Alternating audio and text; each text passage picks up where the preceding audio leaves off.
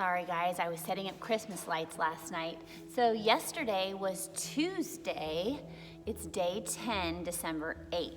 I know we're a day behind, but that's okay. So I'm gonna read today and yesterday's to catch us up.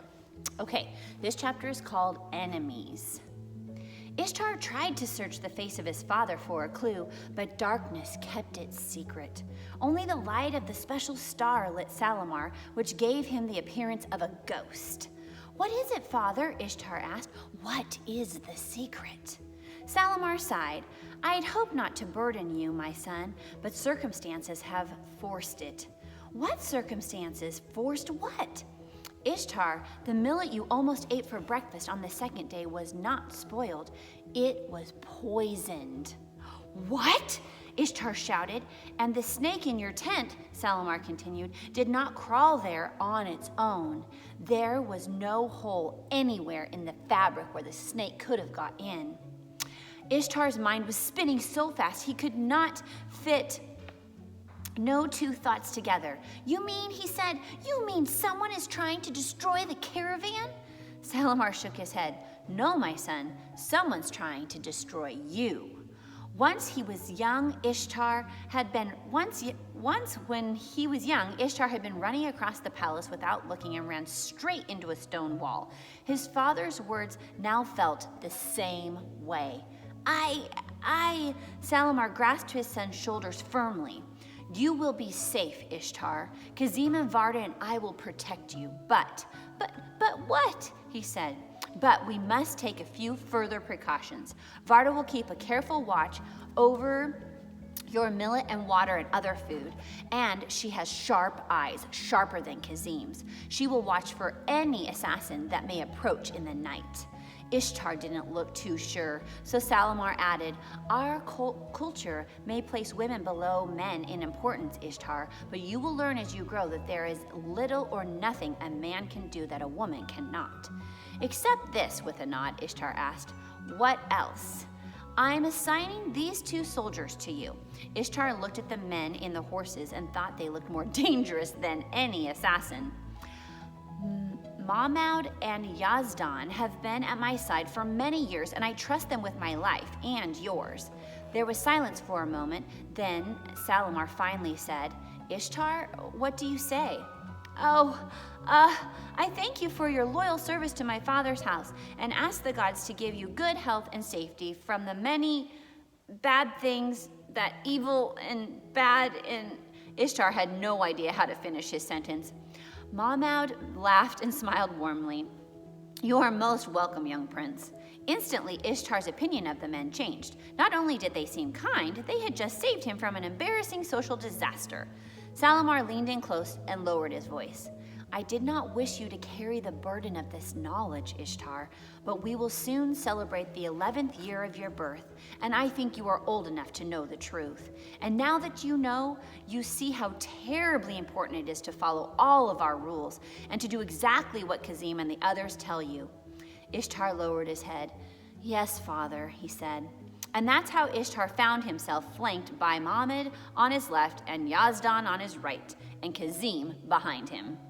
The camel puller brought Varta's camel from the back of the file to the front even as the caravan kept moving. He saw Varta sitting high in the saddle, her head constantly scanning the black night ahead. "Can she even see anything?" Ishtar asked Kazim. "She has the vision of a horse," Kazim answered. "As long as there's a star in the sky, a horse can see the road clearly, even when his rider sees only darkness." Ishtar nodded and began the long business of riding through the night. And so it went for many weeks, rising from sleep just as the day ended to strike the camp and load the camels. Endless hours of walking the hard and rocky dirt in the empty land, riding atop Musa on moonless nights, taking lessons in horsemanship, swordsmanship, and archery in the cool of the morning, sleeping through the hot hours of the afternoon, millet for breakfast, millet for lunch, millet for dinner, then camping at dawn to start again. Through it all, Ishtar's mind would never let him forget that somewhere in the caravan lived an assassin appointed to kill him. One morning during his lessons, Ishtar was distracted by people shouting. Through the crowd, he could see a man from another file, waist deep in sand. The people formed a circle a good distance away from him, and a woman was screaming for someone to save her husband. The man sank lower and lower until the sand almost reached his chin. "Kazim, you must go help him," Ishtar yelled. "My duty is to you," Kazim answered. "I cannot allow myself to be distracted from that duty, for such are tricks of thieves and assassins." Ishtar didn't answer and didn't understand. Finally, a soldier on a horse threw the man a rope and pulled him to safety. "What was that?" Ishtar asked. "It was the devil's sand," Kazim answered. "It is invisible to the eye, but waits to swallow any who wander into its mouth." Ishtar thought for a moment and then asked, "Would you have let the man die rather than leave my side?" Kazim looked at his ward slowly. "It is my sworn duty to protect you, Ishtar. I could not lower my diligence to save that man, nor could I save Varta or even your father. My life is for you alone." Ishtar thought about this for a very long time as he prepared for bed and fell asleep with those thoughts still in his mind. One morning, a swarm of locusts descended on the camp as Ishtar ate dinner. One locust fell into Ishtar's millet, but he was so tired he didn't even care. He scooped up the millet, locust and all, and slurped it into his mouth. A bit crunchy, he thought, but not bad. From that moment on, he began trying all sorts of things to improve the taste of the millet. On a few occasions, they stopped and set up camp near a caravan that was just starting their day. Each caravan was different, speaking different languages, wearing different clothes, believing in different gods. On a particular hot morning after the camp was set up and most people were already asleep, Kazim was putting the last stake in Ishtar's tent with his back to the desert. Ishtar could barely keep his eyes open. He was so tired. But then something caught his eye, something bright red sitting on the sand about 50 camel paces away. Ishtar squinted, then jumped wide awake. It was a pomegranate.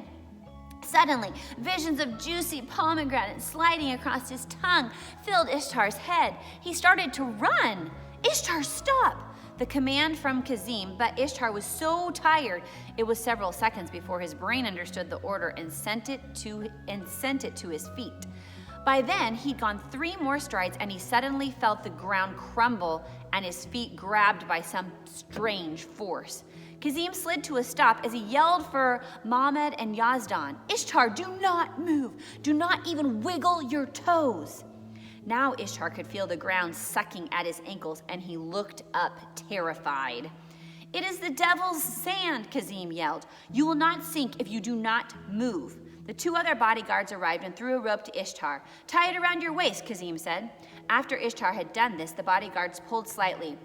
"Now lift one foot very slowly and take a step. Then lift the other one. But you must move slowly." By now, Salamar had been summoned and came running. "Do exactly as Kazim says," he yelled to Ishtar. The muck was now halfway to Ishtar's knees. Ever so slowly, he pulled up his right leg. At first, his foot wouldn't move, but then it started to pull free. With a sucking sound, his right foot finally popped out of the sand. He took a step toward his father, and as he slowly pulled his left foot out, his right foot began to sink, but not as far as before. Working his way forward with the rope around his waist, giving him confidence, he finally reached solid ground. He threw his arms around his father's waist, trembling. "I'm sorry, Father. I just saw that fresh pomegranate and thought how good it would be to taste." Kazim had been staring at the fruit where it still lies, several rope throws away. What is a fresh pomegranate doing in the desert in the middle of a bed of devil's sand? He and Salamar looked at each other, then looked across the huge circle of the camp with its hundreds of people settled for sleep. "Would it have sucked me into the ground?" Ishtar asked his father. "It is very unlikely. Most times a person sinks only to their knees and is stuck. More likely a passing snake or scorpion would have found you. But it is possible I could have been sucked under," he said. Salamar nodded. "Yes, it is possible." Several days later, Ishtar saw 2 men on horseback riding fast toward the caravan. He knew these were 2 of the guards who constantly scouted ahead for trouble. They reported to Rasad and Salamar, who then jumped on horses themselves and followed the men over the next hill. Ishtar was dying to know what was happening, but could only wait, slowly following the caravan up and down the barrel hills. 2 hills later, Salamar and Rasad returned. "We are coming upon Zelzeel," Salamar said out of breath. "I have spoken to my friend Moaz, and he is alive and all his family." Ishtar thought he'd never seen his father so happy. "You shall meet them this very morning," Salamar said. "Who is he?" Ishtar asked.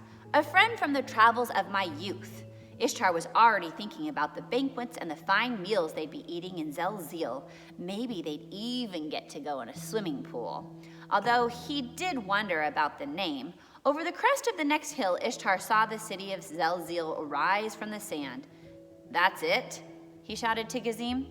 He was expecting a city of stone and gold like Amaranth. Instead, he saw a mishmash of houses made of mud, all built into the rocks of a cliff, and all leaning this way and that way.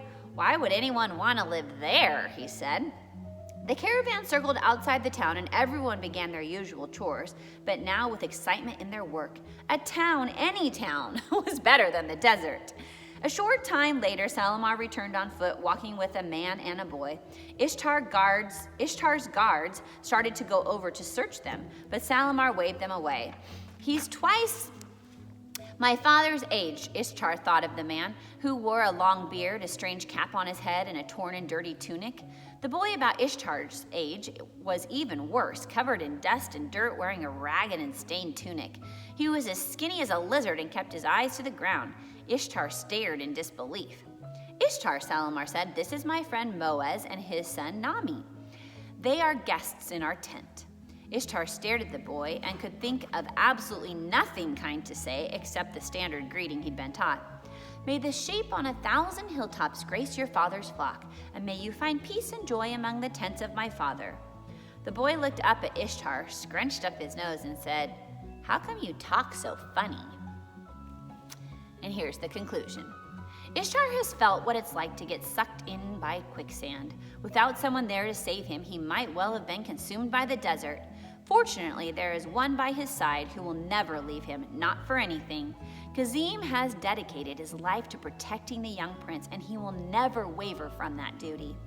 It's doubtful that you or I will ever stumble into quicksand, but there are many things in life that want to consume and destroy us.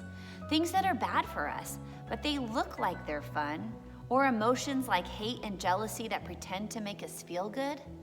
Fortunately, there is one who stands beside us and who will never leave us, not for anything. In fact, he specifically said, "I will never leave you or forsake you."